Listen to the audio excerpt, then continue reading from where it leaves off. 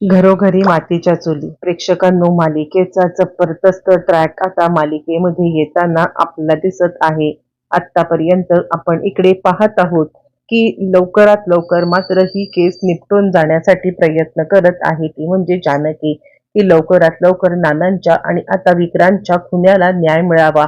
पण जानकीचं नशीब म्हणा किंवा आता शर्वरीचं चांगलं नशीब म्हणूया, की त्यामुळे प्रत्येक वेळेला जानकी मात्र आता जरी पुरावे आणत असली तरी सुद्धा ते पुरावे तिच्यावरतीच असे काहीतरी उलटे आता फिरत आहेत, की ज्याच्यामुळे मात्र आता जानकी या सगळ्यामध्ये प्रत्येक वेळेला तोंडावरती आपटत आहे आणि त्याचमुळे शर्वरीचं फावत चाललंय. पण आता नियती असा काहीतरी जबरदस्त खेळ खेळणार आहे, की ज्याच्यामुळे मात्र आता सत्य समोर येण्यापासून कोणीही अडवू शकत नाहीये. आता मात्र नियतीने असा काहीतरी गेम पलटी केलेला आहे, की त्यानंतर मात्र आता शर्वरीला शिक्षा होण्यापासून देव सुद्धा वाचवू शकत नाहीये. असं आता काय गेम पलटी झालाय किंवा असं आता काय सत्य समोर आलंय, की ज्याच्यामुळे शर्वरी डायरेक्ट जेलमध्ये जाणार आहे. नक्की काय घडलंय, कसं घडलंय, सविस्तरपणे पाहूया.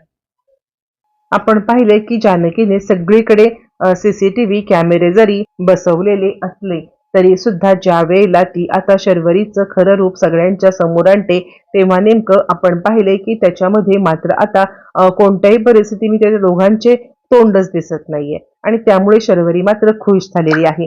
आणि आता उलटा कांगावा करत इकडे शर्वरी मात्र आता सांगायला लागते, बघितलंस बघितलंस आई, कसं आता माझ्या बाबतीत वहिनी इथे कारस्थानं करण्याचा प्रयत्न करत आहे. म्हणजे प्रत्येक वेळेला मला आता कमीपणा देण्याचा प्रयत्न करते. का वहिनी, का तू असं माझ्यासोबत का आता वागत आहेस? म्हणजे मी तुझं असं काय बिघडवलंय की ज्याच्यामुळे मात्र आता तू या सगळ्यामध्ये मला त्रास देते आहेस? आई बघ ना, माझं तोंड तरी तुला आता इथे दिसतंय का? आणि असं असताना वहिनी आता कसं म्हणू शकते की मी आता ती मीच आहे म्हणून? म्हणजे खरं सांगायचं तर तू मला सांग, हे घर सोडून जा. मी आत्ताच्या आत्ता हे घर सोडून निघून जाते. असं म्हटल्यावरती सुमित्रा आता म्हणायला लागते, बास कर हं जानकी, माझ्या मुलीला रडवणं आता मात्र तू बास कर. आत्तापर्यंत किती काही झालं तरी तुझं म्हणणं मी आता ऐकत होते, पण नाही, यावेळेला मात्र आता तुझं मला काही ऐकायचं नाहीये. आणि त्यावरती मात्र आता अवंतिका सांगायला लागते, वहिनी, तुम्ही कुणी कितीही काही बोललं ना तरी माझा तुमच्यावरती पूर्णपणे विश्वास आहे. मला खात्री आहे काहीही झालं तरी तुम्ही खोटं बोलणार नाहीयेत. 100% शर्वरी वंश याच्यामध्ये असणार, त्याशिवाय तुम्ही बोलणार नाही याची मला पूर्णपणे खात्री आहे. असं म्हटल्यावरती आता मात्र इकडे जानकी ऋषिकेशकडे पाहते आणि ऋषिकेश सांगायला लागतो, हो जानकी, जे काही आता शर्वरी म्हणजे आता अवंतिका बोलती आहे मला सुद्धा ते म्हणणं पटतंय. कुणीही कितीही काही बोललं तरी तू खोटं बोलणार नाहीस. आणि मग तू एक काम कर ना, अजूनही तुझ्याकडे एक पुरावा आहे. यावर जानकी म्हणते, कसला पुरावा? आणि त्यावरती मात्र आता ऋषिकेश सांगायला लागतो, नानांची डायरी. हा पुरावा तर अजून बाकीच राहतोय ना. पण त्यावरती अवंतिका सांगायला लागते, दादा, तो सगळा खूप मोठा गोंधळ आहे. आणि त्यावरती ऋषिकेश म्हणतो, गोंधळ? आणि तो कसला? आणि त्यावरती मात्र आता सगळ्या गोष्टी सांगायला लागते, ती म्हणजे स्वतः आता जानकी, माझ्याकडे कोणत्याही प्रकारची डायरी नाहीये. हा फक्त देखावा निर्माण केला होता. ते म्हणजे इकडे आता म्हणजे शर्वरी वंशांना या सगळ्या ट्रॅपमध्ये अडकवण्यासाठी. आणि त्यामुळे आता माझ्याकडे कोणताही पुरावा नाहीये, म्हणजे डायरी वगैरे काहीच नाहीये. आणि त्यावरती मात्र आता ऋषिकेश म्हणतो, असं तुला वाटतंय ना तुझ्याकडे काही पुरावे नाहीये, पण पण आता शर्वरीला काय वाटतंय की तुझ्याकडे 100% पुरावे आहेत. म्हणजे म्हणजे तिला माहित नाहीये तुझ्याकडे डायरी नाहीये आणि त्यामुळे ती पुन्हा एकदा चूक करणार आणि यावेळेला काहीही झालं तरी तुला कोणत्याही परिस्थितीमध्ये मात्र आता तिची ही चूक पकडायलाच पाहिजे. आणि आता ऋषिकेश सांगायला लागतो, असं तुला वाटतंय की म्हणजे ती तुझ्याकडे पुरावा नाहीये, पण तिला तर माहितीये ना की तुझ्याकडे ती डायरी आहे आणि या सगळ्यामध्ये ती आता काहीही करून ती डायरी मिळवण्यासाठी प्रयत्न मात्र आता करणारच. आणि त्याच वेळेला आपण आता असा काहीतरी प्लॅन रचायचा की आता ती या प्लॅन मध्ये अडकली पाहिजे. जानकी सांगायला लागते, ऋषिकेश, ही आयडिया तर उत्तमच आहे, पण काहीही झालं तर त्या आता सावध झालेल्या आहेत आणि एकदा का त्या सावध झाल्यात आणि त्यामुळे मला नाही वाटत की त्या पुन्हा पुन्हा आपल्या प्लॅनमध्ये अडकतील. आणि त्यावरती ऋषिकेश सांगायला लागतो, हे बघ जानकी, हार मानून तुला आता चालणार नाहीये. काहीही झालं तरी सुद्धा तुला या सगळ्यामध्ये अजिबात घाबरून चालणार नाहीये. आणि जानकी सांगते, बिलकुल नाही. मी तर आता घाबरत तर नाहीच आहे. पण तरी सुद्धा मला आता एकच गोष्ट वाटते आहे, ती म्हणजे त्या सावध झाल्यात आणि त्यामुळे त्यामुळे काहीही झालं तरी त्यांना तोपर्यंत जसा आता जानकी विचार करते तसा शर्वरी सुद्धा आता विचार करायला लागलेली आहे.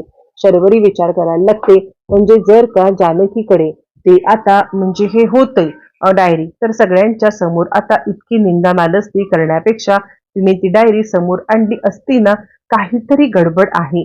ती ती डायरी समोर आणत नाहीये याचा अर्थ काहीतरी गडबड आहे. आणि त्यावरती मात्र आता तिच्याकडे ती डायरीच नसेल का? त्यावरती इकडे आता राहुल सांगायला लागतो, यावेळेला आपल्याला कोणतीही रिस्क घेऊन चालणार नाहीये.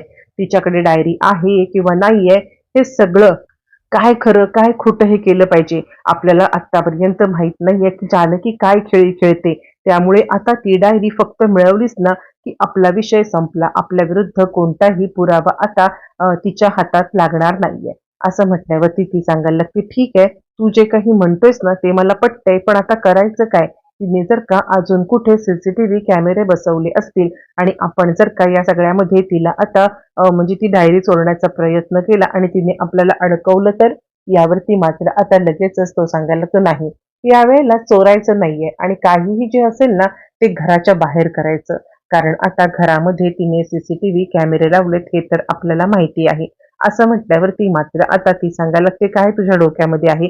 मग त्याच वेळेला मात्र आता जबरदस्त प्लॅन केलेला आहे तो म्हणजे राहुलने. आणि राहुल सांगतो, आहे माझ्या डोक्यात एक प्लॅन, पण किती सेफ आहे हे मात्र मला माहित नाहीये.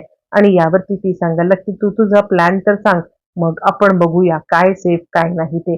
राहुल तर आपला प्लॅन सांगतोय आणि तो आता प्लॅन असा जबरदस्त करतोय की घरात सीसीटीव्ही कॅमेरे आहेत म्हणून जानकीला मात्र आता बाहेर बोलवायचं आणि ते पण असं तसं नाही बोलवायचं, तर जानकीला ब्लॅकमेल करून बाहेर बोलून ती डायरी मागायची. असं म्हटल्यावर ती ब्लॅकमेल काय करायचं ही गोष्ट मात्र आता ज्यावेळेला शर्वरीला तो सांगतो, शर्वरीला मात्र आता हे सगळं म्हणजे भयंकर वाटते, पण तरी तरी ती डायरी मिळवण्यासाठी ती हे सगळं करायला तयार आहे. झालंय मग आता आपल्या आतापर्यंत नवऱ्याला मारलंय, त्यानंतर आपल्या बापाला मारलंय आणि त्यानंतर मात्र आता इकडे आईला सुद्धा किडनॅप करून भावाचा सुद्धा जीव घेण्यापर्यंत तिची आता मजल गेलेली आहे. आणि या वेळेला तिचं आता टार्गेट आहे ते म्हणजे ओवी. ओवीला सुद्धा आता या सगळ्यामध्ये ती सोडत नाही. आता इकडे सगळेजण जेवणाच्या टेबलवरती बसलेले आहेत आणि त्याच वेळेला जसा शर्वरी आणि राहुलने प्लॅन केलाय तसा जानकी आणि आता इकडे ऋषिकेशने सुद्धा प्लॅन केलाय.